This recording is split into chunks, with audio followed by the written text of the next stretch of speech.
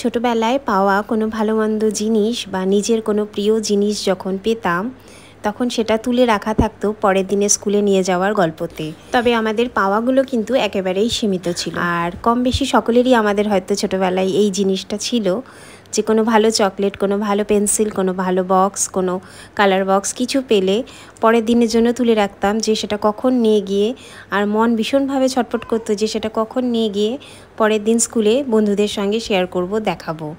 আর ঠিক সেরকমটাই মিকি যখন আগের দিন ওকে ড্রাগন ফ্রুটটা কেটে দিচ্ছিলাম, ও আমাকে বলল কি যে মা একটুখানি কেটে রেখে দাও না, একটুখানি আমি কালকে স্কুলে নেব। আজকে কি অ্যাক্টিভিটি আছে? স্মাইলি স্মাইলি কিন্তু আজকে কি স্মাইলি বসাতে হবে স্ক্র্যাপ বুকে। Be good in your class, ওকে?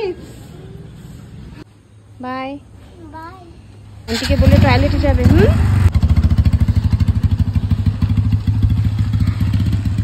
তো সেই জন্যই আমি একটুখানি ওর জন্য ড্রাগন ফ্রুটটা রেখে দিয়েছিলাম। তো সেটাই আজকে ওকে সকালবেলা, মানে মিকিকে সকালবেলা টিফিনে দিয়ে দিলাম। আর এদিকে তোমাদের দাদাভাই দেখো মিকিকে ছেড়ে এসে একটুখানি শুয়ে আছে। ওই যে নাইটে শিফট করে তো ডিউটি করে, তো সেইভাবে তো ঘুমটা হয় না। আর গুল্লুরামও কিন্তু আমার এই উঠবে ওই উঠবে করছে। তবে কি জানো তো, আমাদের যে ছোটোবেলায় আমরা জিনিসপত্র কারোর কাছ থেকে পাওয়া বা নিজেদের বাবা মার কাছ থেকেই ধরো পাওয়া, তো সেইগুলো কিন্তু আমাদের একেবারে সীমিত মাত্রই ছিল।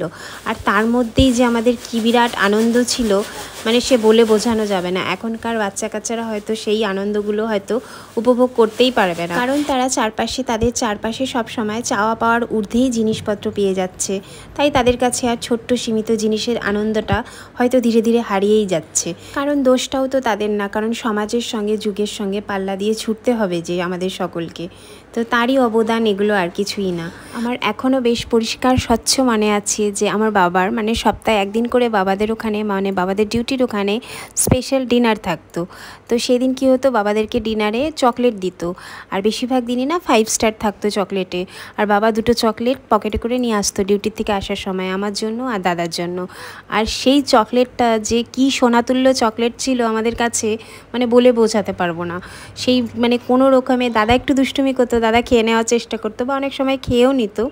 তারপরে কি করতাম, আমার চকলেটটাকে পেন্সিল বক্সে রেখে দিয়ে সকালবেলা দাদা যদি খেয়ে নিত, তো সেটাকে অর্ধেক অর্ধেক করে দুজন টিফিন বক্সে নিয়ে যেতাম। মানে টিফিনে আমরা 5 স্টার চকলেট নিয়ে যাব, জেমস চকলেট নিয়ে যাব। সে যে কী বিশাল ব্যাপার ছিল, কি আনন্দের বিষয় সেগুলো না এখনকার বাচ্চা কাচ্চারা, ওদের কাছে মানে 5 স্টার তুমি বা জেমস বা ডায়েরি মিল্ক ওগুলো দিলেও না ওদের কাছে কোনো ব্যাপারই না। আসলে ওরা চারপাশে এতই দেখে নিয়েছে, এতই পেয়ে যাচ্ছে না, মানে কেউ না কেউ তো ওদেরকে মানে কোনো না কোনোভাবে তো দেবেই। সে হয়তো আমি নাই বা দিলাম, কিন্তু আমার আপনজনেরা, আমার প্রিয় মানুষরা, তারা তো দেবেই। ছোট্ট মানুষ বলে, বাচ্চা মানুষ বলে, ওই যে বললাম ওদের তো কোনো দোষই না।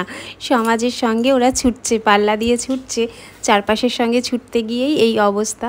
তো যাই হোক, এখন মিকির মাধ্যমে আমার নিজের ছোটোবেলাগুলোও মাঝে মাঝে মনে পড়ে যায়। তবে হ্যাঁ, আমাদের ছোটোবেলার, আমাদের যে সোনালি ছোটোবেলা আমরা হারিয়ে এসেছি, সেগুলো এখনের বাচ্চাদের কাছে সবটাই কিন্তু অজানা। তো চলো, এই ছিল সকালের গল্প। সকলে ভালো থেকো, সুস্থ থেকো, দেখা হবে নতুন ভিডিও।